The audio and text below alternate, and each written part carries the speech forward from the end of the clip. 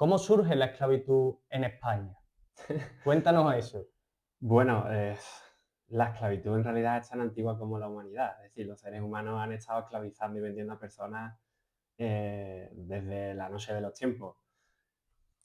De hecho, lo extraño en la historia de la humanidad es la época posabolicionista que vivimos de prácticamente 200 años. Todo lo anterior, la esclavitud era un elemento reconocido, practicado y asimilado prácticamente por todas las sociedades de todos los territorios, ¿no?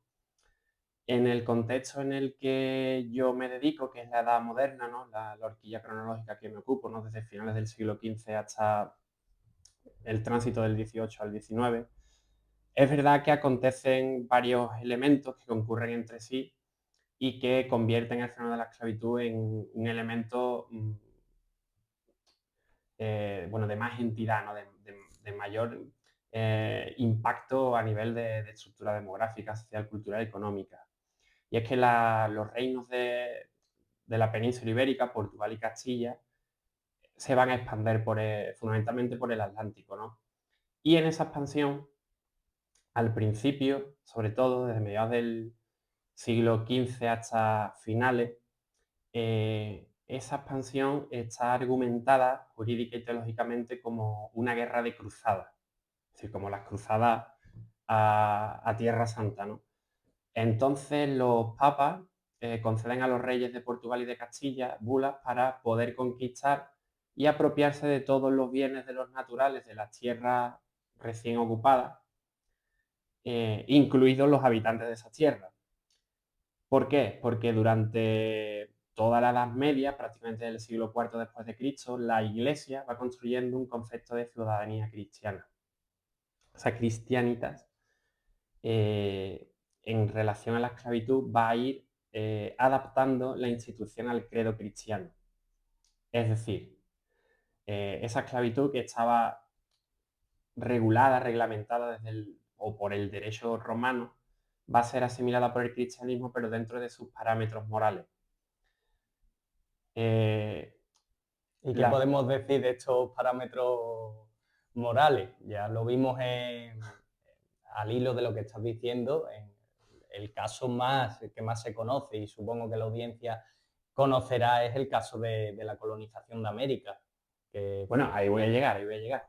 Claro, esa cristianitas, esa ciudadanía cristiana, va a ir relegando la institución de la esclavitud fuera de los límites geográficos de la cristiandad. Es decir, va a prohibir que de guerras entre príncipes cristianos se prohíba esclavizar. Se puede cautivar y pedir un rescate por esos prisioneros de guerra, pero no se pueden esclavizar, no se pueden vender. La esclavitud va a quedar relegada, por tanto, a los enemigos de la fe. En el contexto peninsular, evidentemente, esto se circunscribe a los moros, como eran descritos en la época, ¿no? Los musulmanes. Claro, ¿qué es lo que ocurre? Que bajo este concepto de cruzada, cuando llegan a Canarias y después al Caribe, se dan cuenta de que aquellos naturales en realidad no eran cristianos, pero tampoco eran enemigos de la fe. Es decir, era gente que desconocía ambas confesiones, ¿no?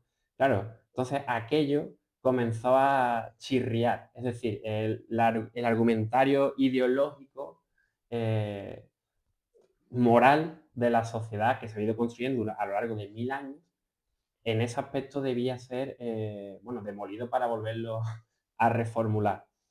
Claro, esto está dentro en la raíz de los debates sobre la esclavización de los canarios y de los indios, ¿no? Claro, ¿qué hacemos con ellos si no son moros a los que podemos cautivar y vender como esclavos? Porque carecían directamente del conocimiento del cristianismo, no lo Claro, conocían. y Entonces, del Islam.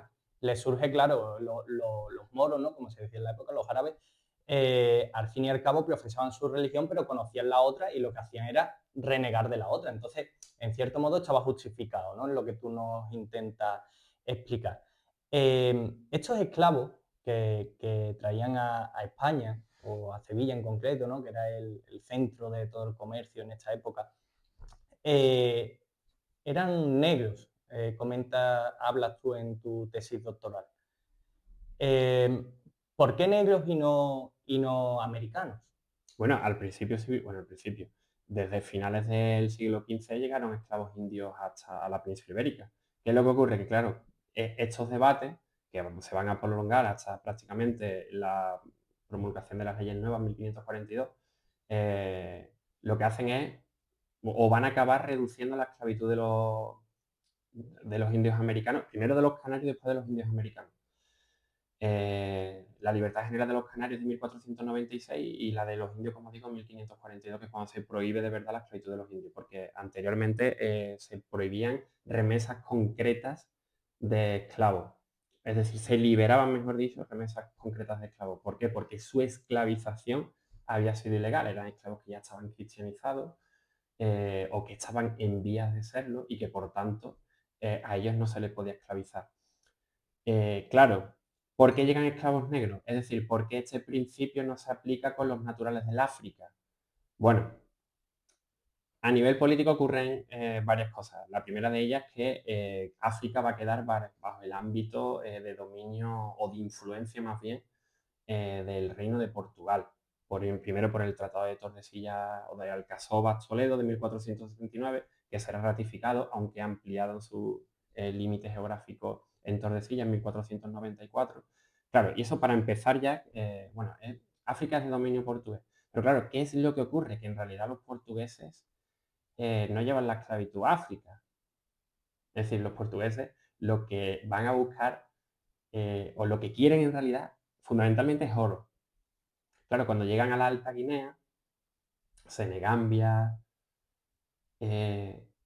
claro, allí no pueden acceder a esas vías de oro, pero sí se dan cuenta de que hay otro negocio, además milenario, que es el de la esclavitud, o sea, de dinámicas de depredación humana que son africanas, que son bueno, prácticamente desde el tercer milenio antes de Cristo hay constatación arqueológica de esa esclavitud en la Alta Guinea. Y bueno, son esclavos que se capturan en esa zona y van permeando por la ruta transsahariana hacia el norte de África o hacia el interior del continente africano, incluso a Egipto.